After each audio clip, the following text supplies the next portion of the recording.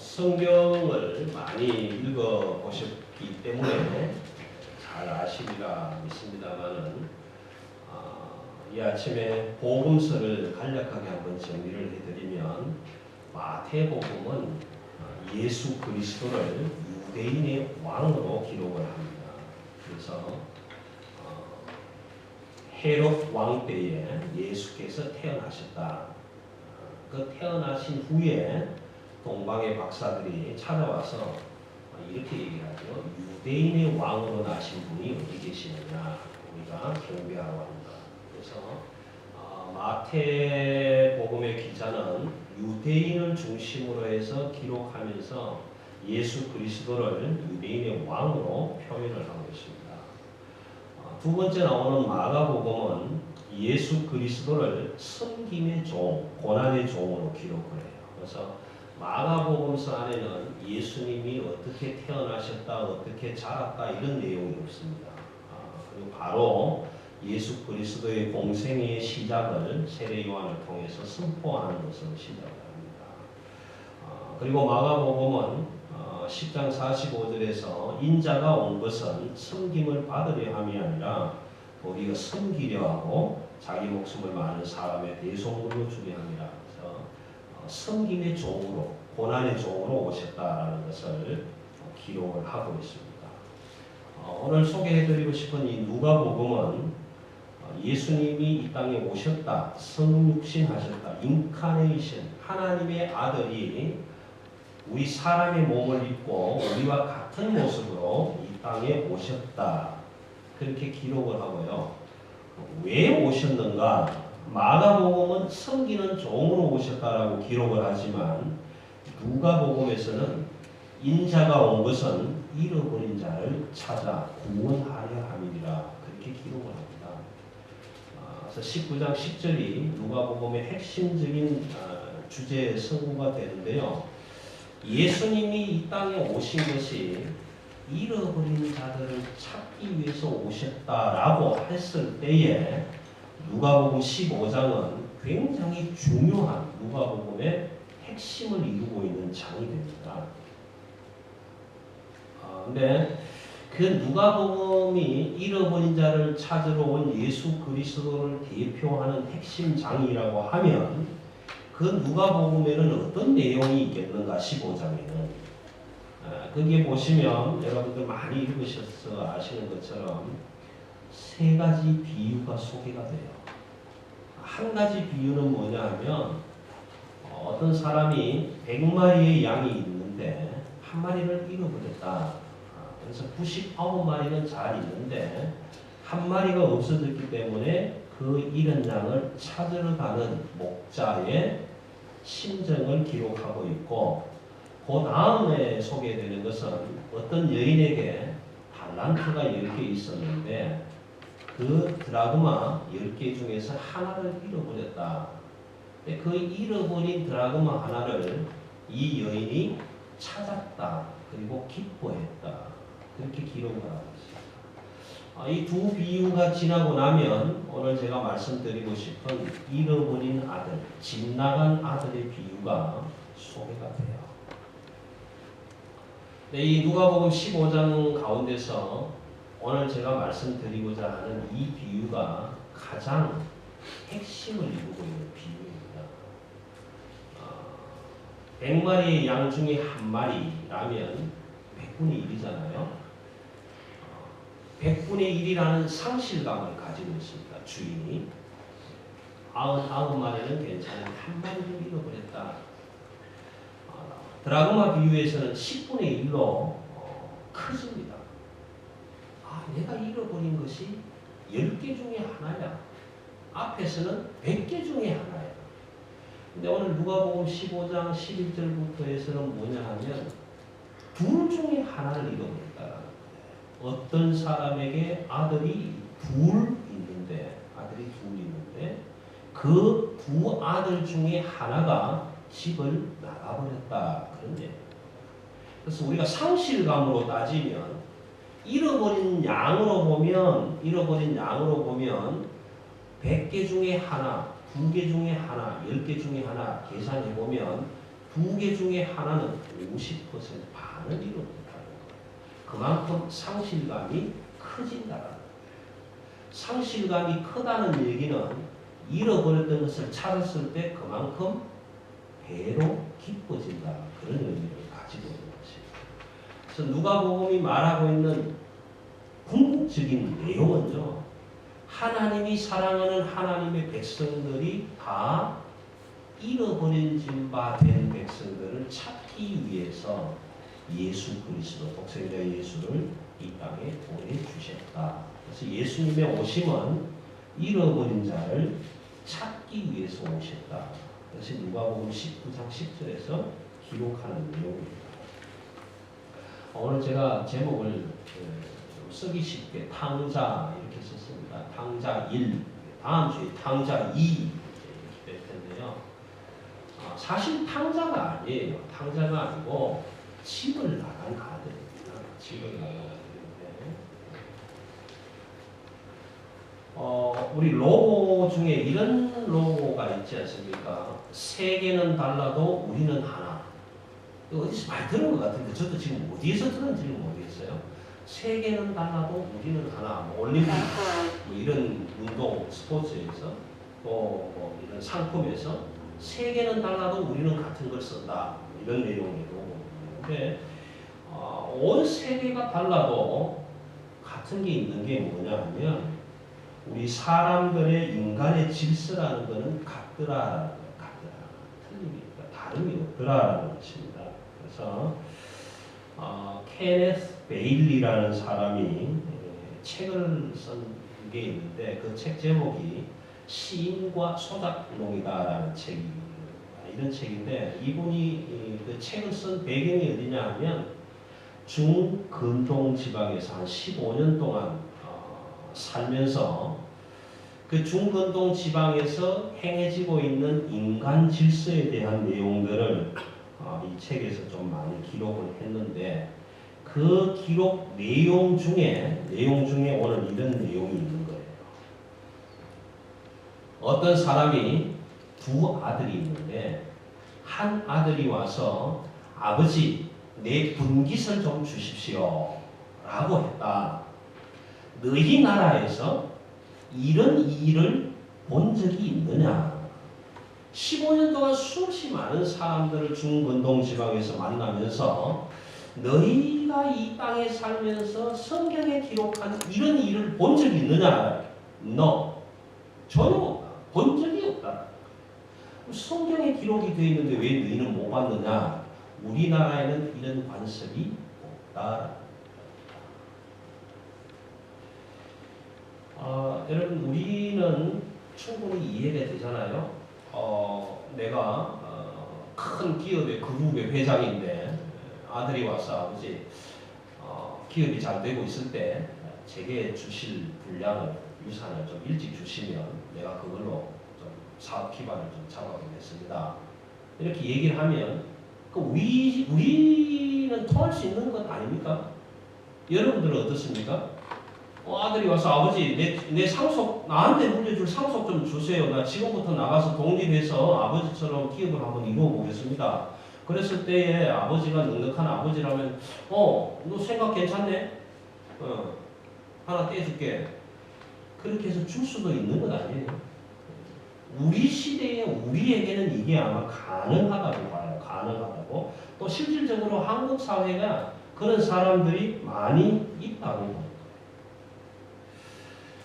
그렇지만 중근동 지방에서는 이런 일이 절대로 일어난 것을 나는 본 적이 없다라는 거예요. 그래서 이 사람이 다시 질문합니다. 만약에 이런 일이 일어났다면 어떻게 될까? 그러니까 그 사람들이 대답을 뭐라고? 아마 그런 일이 일어났으면 그 아들을 죽도록 두들겨 패줬을 거다. 죽도록 두들겨 패줬을 거다. 왜 아버지에게 내 분깃의 재산을 좀 달라고 요청했는데 아버지가 그 아들을 죽도록 왜 그런 일이 일어나는가? 왜 그렇게 생각하는가? 그렇게 물었더니 이 사람들 대답이 뭐냐 하면 분깃을 달라고 하는 요청은 아버지를 빨리 죽으라고 하는 얘기다. 이해가 됩니까? 아버지가 멀쩡히 살아있는데 아버지에게 찾아와서 아버지 내게 돌아올 재산을 상속을 내 분량을 내 몫을 좀 일찍 주세요 라고 얘기하는 것은 아버지 빨리 죽으세요. 그러니까 살아있는 아버지가 그 아들을 무신 두들겨 패줄 수도 있다.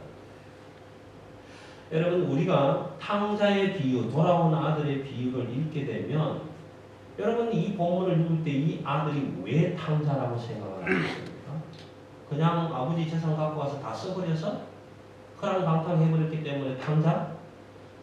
성경에서 오늘 예수님이 들어주신 이 비유는 그래서 탕자가 아닌 거예요.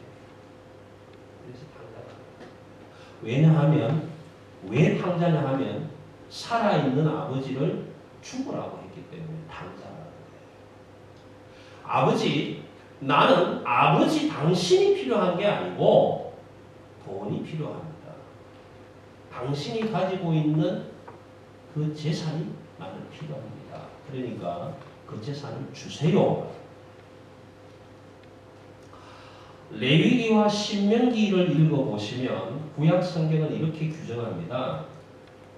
아마 이 사건은 우리도 같은 걸 거예요.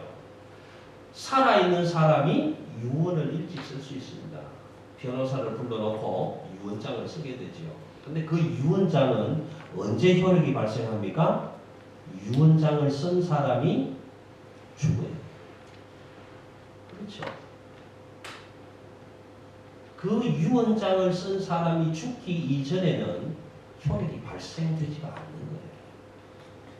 그러니까 이 의미가 뭐냐 하면 유언장은 쓰지는 않았지만 둘째 아들이 와서 아버지 내 봉깃을 주세요 라고 한 이야기는 아버지 빨리 죽으세요 라는 이야기.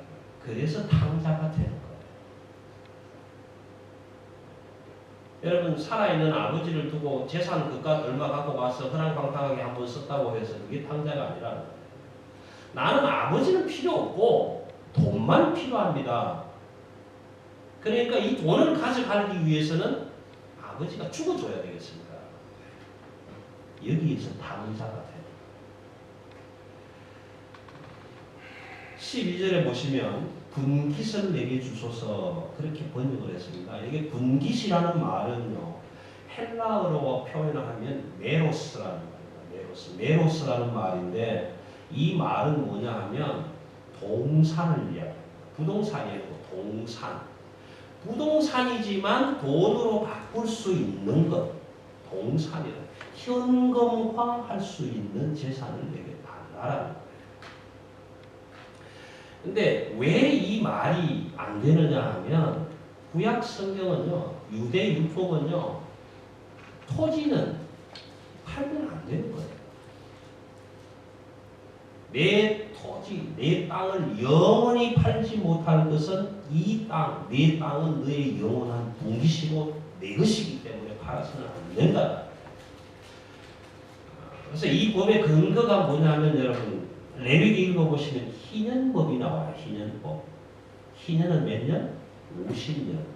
50년이 돼서 토지를 설상가상으로 팔고 매매한 일이 있더라도 한 사람이나 산 사람이나 간에 50년 동안 그 땅을 쓰게 되면 원주인에게 돌려주도록 되어 있습니다. 그렇기 때문에 팔아서는 안 된다. 두 번째 왜 팔아서 안 되느냐 하면 그 토지를 팔면 그 가문이 몰락하기 때문에 팔면 안 된다. 이 팔아서는 안 되는 것인데 둘째 아들은 와서 메로스 이걸 현금화해서 내게 달라는 거예요. 그러니까 탕자가 되는 거예요.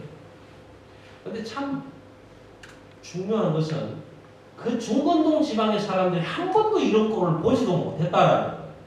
그런데 예수님이 지금 이 비유를 얘기하시는 거예요.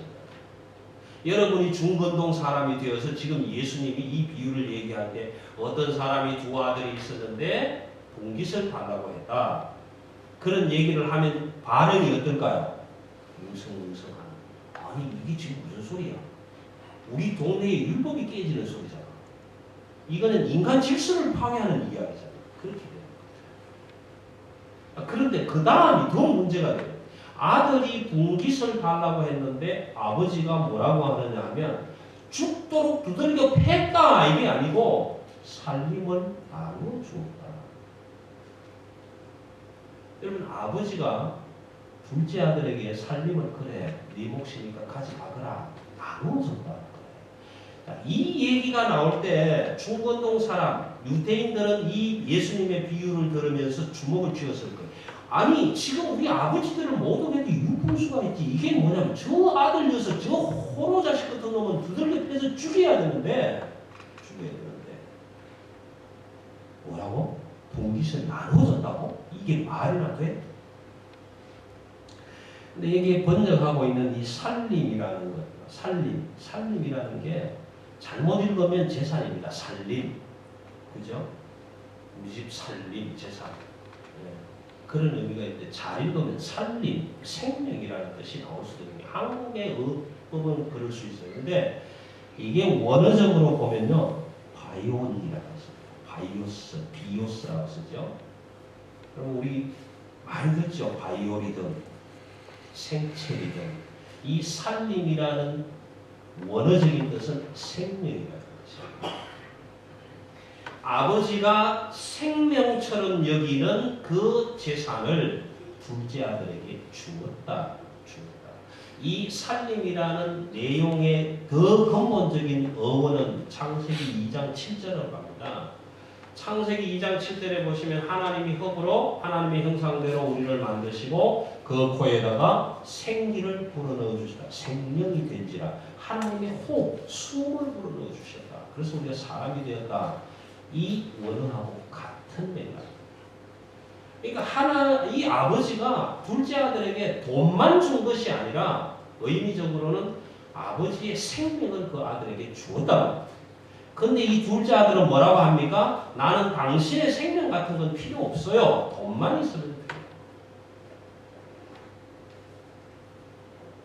그러니 당자 소리를 듣게 되는 것입니다. 13절로 갑니다. 그 후 며칠이 안 되어서 둘째 아들이 재물을 다 모아가지고 먼 나라에 갔다. 여러분 여기에 재물을 다 모아가지고라는 것을 그냥 글자 그대로 읽으면 아버지가 주려고 했을 때 마음 변하기 전에 빨리 그냥 우중피하고 나갔다 이렇게 생각하시면 안 돼요. 토지는 팔 수 없는 거예요. 그런데 아버지가 현금화할 수 있는 재산을 둘째 아들에게 주었어요. 그러면 이걸 팔아야 되잖아요. 팔 수 없는 건데 팔아야 돼요. 그럼 어떻게 팔아야 되겠어요? 빨리 싸게 팔아요. 여러분 운 좋으신 분들은 자동차를 살 때 멜번 카지노 크라운 카지노 앞에 있다가 도박할 돈 떨어진 사람들 야 내 차 얼른 사가라 3,000불짜리인데 1,500에 줄게 이렇게 팔고 사고 하는 사람들을 가끔 만납니다. 제가 얼마나 싸게 사는지 몰라요. 왜? 그 사람은 빨리 처분하고 돈을 가져가야 도박을 할 수 있기 때문에 그 밸류보다 훨씬 낮게 파는 거예요. 이 친구도 마찬가지예요. 땅을 팔 수가 없는데 팔아야 되니까 돈을 들고 가야 되니까 빨리 싸게 팔았을 거란 말이에요. 그렇게 안 하면 안 팔리니까. 그 다음 두 번째 더 팔기 힘든 건 뭐냐 하면 이 땅을 팔아도 원 소유인이 아버지로 되어 있으니까 그 아버지가 죽기 전에는 재산 처분권이 없어지는 거예요. 내가 재산을 마음대로 처분할 수 있는 권한이 없기 때문에 사가는 사람도 그 아들의 아버지가 죽을 때까지 기다려야 되는 거예요. 사실은 돈만 주었지 그 땅에 아무 소용이 없는 거예요. 내 땅이 안 되는 거예요. 그렇기 때문에 더 빨리 팔아요. 더 싸게 팔아야 돼요. 그래서 굉장히 빨리 현금화시켜서 먼 나라로 갔다. 그럼 여기에 먼 나라는 한국에서 무슨 호주로 놀러 갔다, 돈 쓰고 갔다 이런 의미가 아니에요. 이스라엘 지도를 보시게 되면 예루살렘 경계선으로 보면 옆으로 데가볼리라는 나라가 있게 돼요. 나라가 아니라 바로 지역이죠. 지역. 도시예요. 예루살렘에서 데가볼리, 그쪽 갈릴리 이렇게 그 경계선을 넘어서 데가볼리로 갔다. 그렇게 해석을 합니다. 근데 대가볼리를 왜 대가볼리로 갔다 하는 거기가 그리스 헬라 이방인들이 모여 사는 이방 동네예요. 요즘으로 치면 라스베가스 같은 동네. 그러니까 이 친구가 돈을 모아가지고 그 나라에 가서 재산을 낭비해버렸다. 돈을 여러분 뭐 그런 경험 하셨을지 모르겠습니다. 저는 뭐 잘 못 해봤습니다만은 사실 이 노는 사람들의 세계에서는 돈 있는 사람들에게 많은 사람들이 있게 되지요. 사람을 보고 따를 수도 있겠지만 돈을 보고 따를 수도 있는 거고. 그래서 따라다니면 뭐 밥도 얻어먹을 수 있는 거고. 제가 2001년도에 호주에 오니까 제가 아는 학생 중에 하나가 자기 친구 중에 왕자가 하나 있대요. 왕자. 인도 저쪽 어디에서 온 친구라는데 왕자가 하나 있는데 이 친구는 항상 밥을 먹자고 그러면 가주기만 하면 된다는 거예요. 근데 안 가주면 화를 낸다는 거죠. 안 가주면. 가기만 하면 돈은 항상 그 왕자가 되는 거예요. 왕자는 돈밖에 없으니까 밥 먹고 놀고 모든 거 다 그 친구가 부담한다는 거예요. 근데 여러분 그 왕자가 만약에 왕자가 아니고 있던 돈이 다 떨어졌다고 생각한다면 그 친구한테 밥 먹으러 오라면 갈까요? 안 갈까요? 안 가는 거예요. 돈이 있을 때 친구 있는데 돈 없으면 친구도 없는 거예요. 여러분 형제간에도 마찬가지예요.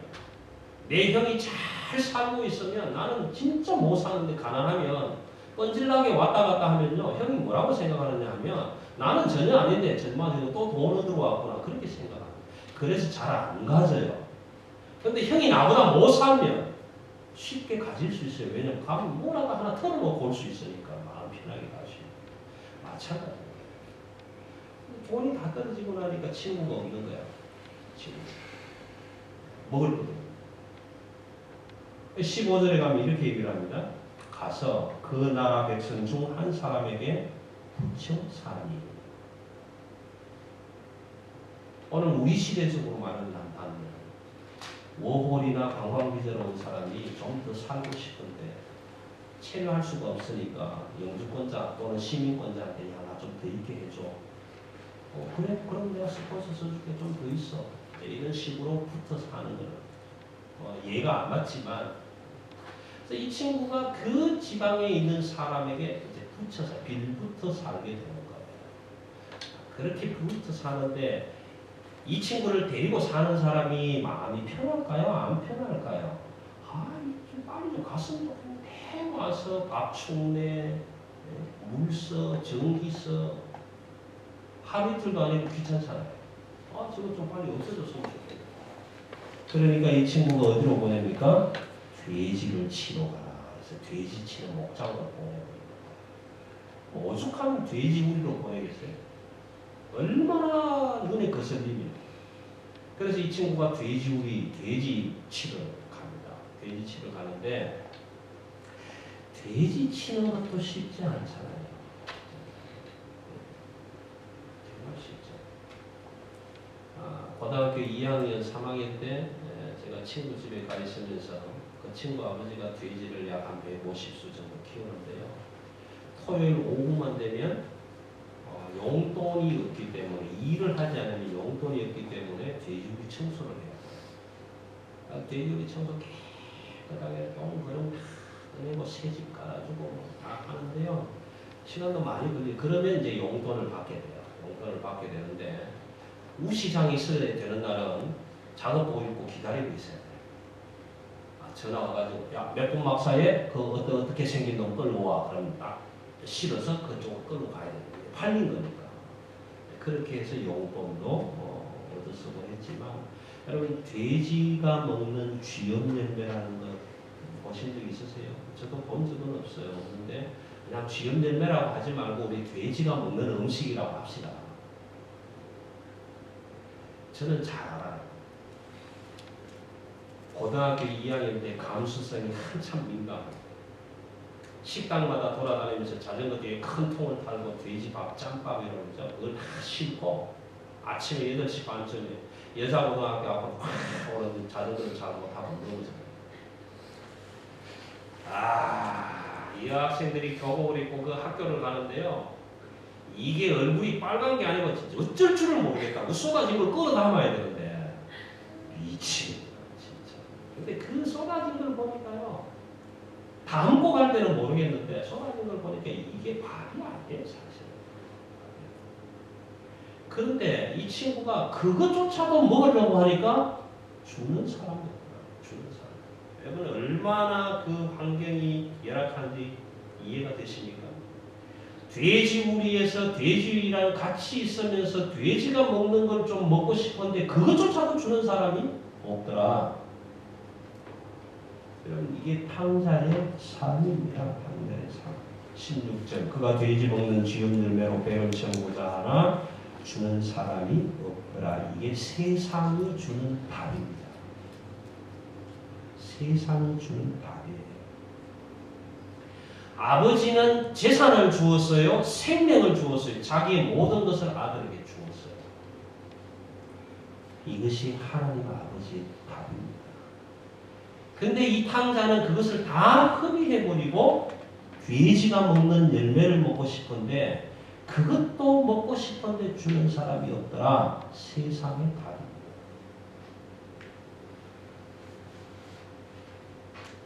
17절에 이에 스스로 돌이켜 이르되 내 아버지에게는 양식이 풍족한 종이 얼마나 많은가.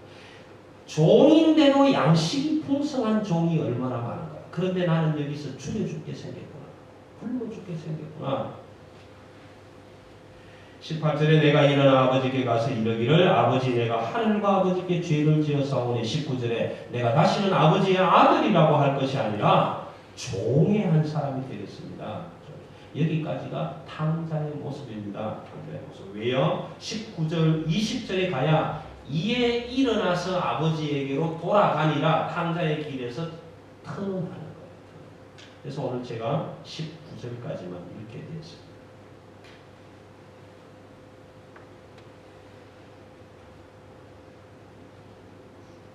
여러분, 우리는 둘째 아들과 같은 침략한 사람들입니다. 우리는요, 우리의 품은, 우리의 가족은 하나님과 함께 있는 것이 우리 가족입니다. 하나님이 내게 생명을 넣어주셨어요.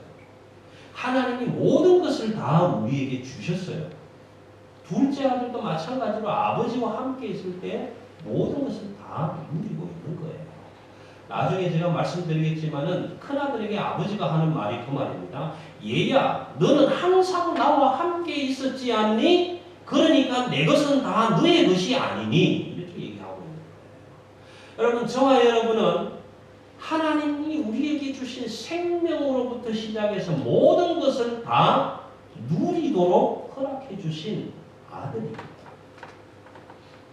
그런데 저와 여러분은 뭘 합니까? 하나님, 내 분깃을 주세요. 내 분깃을 주세요. 당신이 가지고 있는 내 분깃을 달란 말이에요. 나는 하나님이 필요한 게 아니라 돈이 필요하단 말이에요. 돈 주세요. 저와 여러분은 하나님 앞에서 이런 탕자라는 거예요.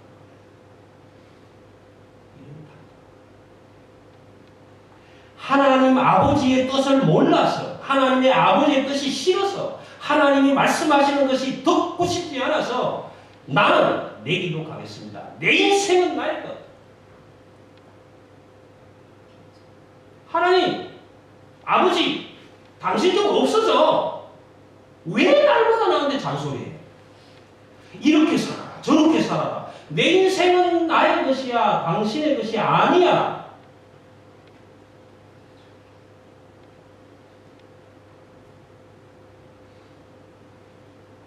한국의 어떤 대중가요 가수가 그렇게 노래했지 않습니까? 내 인생은 나의 것, 네 인생은 너의 것. 내 인생은 내 것이고 너의 인생은 너 것이지 아버지 것이 아니야. 근데 내 인생 내가 사는데 왜 그렇게 잔소리해? 왜 기도 안 하냐? 왜 말씀을 묵상 안 하냐? 왜 내 뜻대로 살지 않느냐? 왜 그런 잔소리가 많냐고. 나 그런 잔소리 싫으니까 아버지 당신 좀 없어지고 내게 줄 분깃이나 빨리 줘. 나 그거 가지고 내 인생 내 마음대로 한번 살아볼 거야.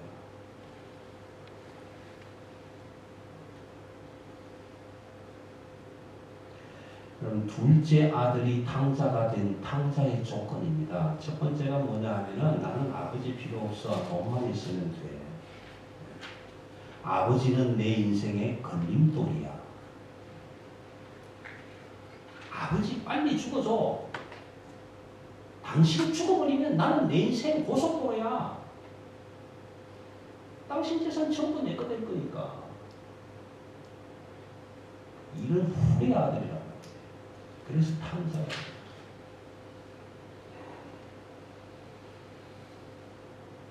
두 번째는요. 가족도, 인맥도, 형제도, 지연도, 학연도, 종족도, 국가도 필요 없다. 이 둘째 아들은 돈을 현금화 딱 하자마자 뒤도 돌아보지 않고 나는 내 길을 가야 한다. 돌아서서 가야 한다. This is my way. 돈 들고 가. 아버지? 꼭 죽었는데. 가족? 필요 없어. 모든 게 내 인생 걸릴 거예요. 난 돈만 있으면 돼. 그 돈 가지고 가서 방탕하게 하나님의 법도 어기고 아버지의 법도 어기고 율법도 어기고 동네 법도 어기고 마을 법도 어기고 온 나라의 법도 다 어기면서 그 길을 가는 거예요. 이렇게 비유를 들고 있을 때 그 유대인들과 중건동 사람들이 어떻게 생각할까? 지금 예수님이 이렇게 비유 말씀하시는 난리가. 이건 말이야.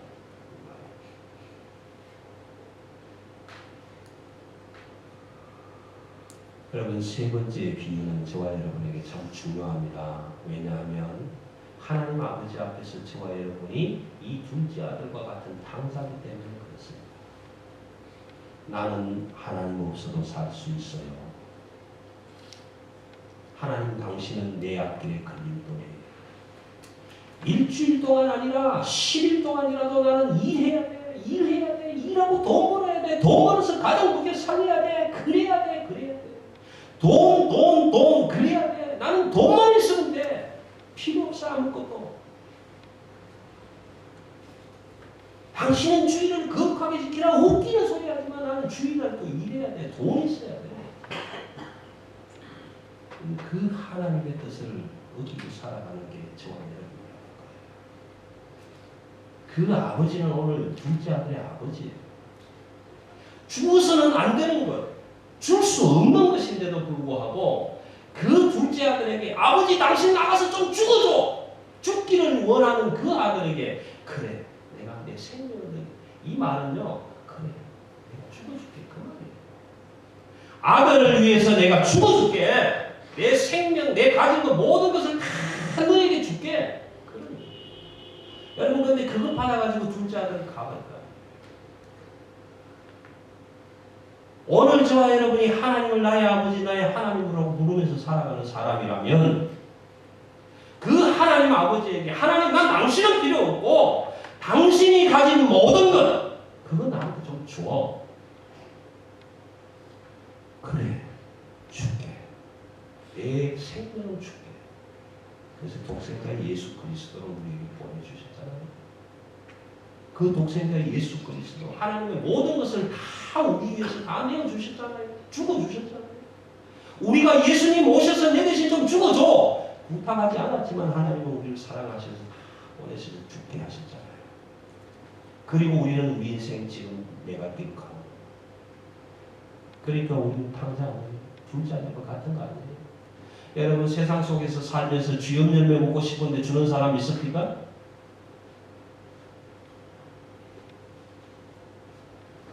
나 버터에 빵 발라서 좀 먹고 싶은데 버터빵 여기 있다고 주는 사람 있습니까? 저는 참 감사합니다.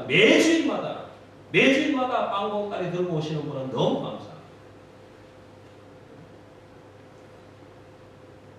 당신들은 팔 수가 없어서 소용이 없어서 쓸 수가 없어서 버린다고 생각하겠지만 그 버리는 것이라도 줄 사람은 주고 안 줄 사람은 안 줄 수도 있는데 그것 주일마다 가져가셔서 오늘은 일부 예배 호주 사람들도 다 나눠 갔네요. 너무 감사하지 않습니까? 하나님은 오늘 우리에게 하나님 나에게도 분깃을 달란 말이에요. 당신은 주고 없어져도 돼. 나 안 봐도 돼. 잔소리 안 해도 돼. 나한테 잔소리 좀 하지 말고 내가 쓸 수 있는 돈만 줘. 그러면 나는 내 인생 살 거야. 여러분 여기에 탕자가 되는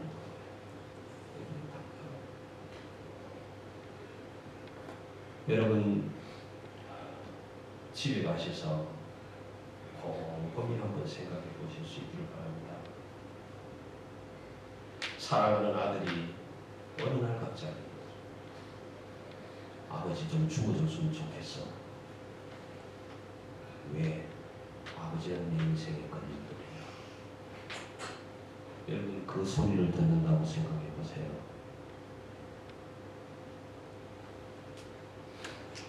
나 이제 클 만큼 컸어. 당신 없어도 살 수 있어. 그러니까 잔소리하지 마. 내 인생 내가 사는 거야. 여러분 그 소리 들어보세요. 이 두 아들을 가진 아버지의 마음이 어떤 건지. 그럼에도 불구하고 내 생명을 너에게 나눠주마. 분깃을 살림을 나눠주다. 여러분 저와 여러분은 오늘 이 둘째 아들이 아버지로부터 받은 생명, 그 생명을 하늘 아버지에게 부여받고 살아가는 사람. 여러분 이 생명은 그분의 모든 것입니다. 현금화할 수 있는 것이 아니라 현금으로 계산할 수 없는 생명입니다. 그 생명을 우리에게 주셨는데 우리는 그 하나님의 뜻을 저버리고 웃기는 소리 하지 마. 내 생명은 내 거야. 내 건강은 내 거야. 내 시간은 내 시간이야. 여러분 깊이 생각하시길 바랍니다. 우리의 생명이 언제까지 연장될 수 있을지, 내 건강이 얼마나 갈지 우리는 알 수 없어요. 여러분 저도 아주 건강하다고 생각했습니다. 팔이 모기로 안 올라간 지 2달이 넘었습니다. 약을 먹어도 되질 않습니다. 자다가도 뒤집어야 되고 와이셔츠 입는데 팔이 안 끼어져서 그냥 낑낑 내야 되고 그걸 생각하면요. 이게 그냥 하루아침에 나는 안 그럴 줄 알았는데 그렇지 않다는 겁니다. 여러분 건강은 건강할 때 지키시기 바랍니다. 하나님이 주신 은혜 있을 때 은혜를 지키실 수 있기를 바랍니다. 여러분 하나님의 뜻이 나하고는 안 맞는 것 같지만 하나님의 말씀이 내 길에 걸림돌인 것 같지만 하나님 말씀하실 때 내 길에 방해가 되고 내 인생에 방해가 되는 것 같지만 하나님은 그렇게 생각하는 우리에게 그 생명을 주신다. 여러분 무엇으로 생명과 바꾸시겠습니까? 하나님은 모든 것을 우리에게 주셨습니다. 그런데도 불구하고 우리는 또다시 하늘을 향해서 아버지 내오세요. 그런 탕자로 살아가는 모습입니다. 오늘 누가복음 15장에서 돌아온 둘째 아들 이야기는 나중에 드리겠습니다. 오늘은 집 나간 탕자. 그렇게 해서 집을 나가버린 가족의 꿈을 꾸는 사람, 아버지하고 인연을 끊은 사람, 호적을 파가고 간 사람. 그럼에도 불구하고 아버지는 모든 생명을 나누어줍니다. 여러분 오늘 우리 하나님은 우리에게 우리가 죄 가운데 있을지라도 비록 죄를 지으면서 살고 있을지라도 하나님은 우리에게 모든 걸 다 내주셨습니다. 여러분 오늘 이 말씀 속에서 누가 탕자가 아니라 내가 하나님 앞에서 탕자로 살고 있고 이 교훈의 말씀이 너를 위해서가 아니라 나를 위한 것이구나 기억하실 수 있는 그런 귀한 믿음의 시간이 되실 수 있기를 간절히 바랍니다. 기도하시겠습니다.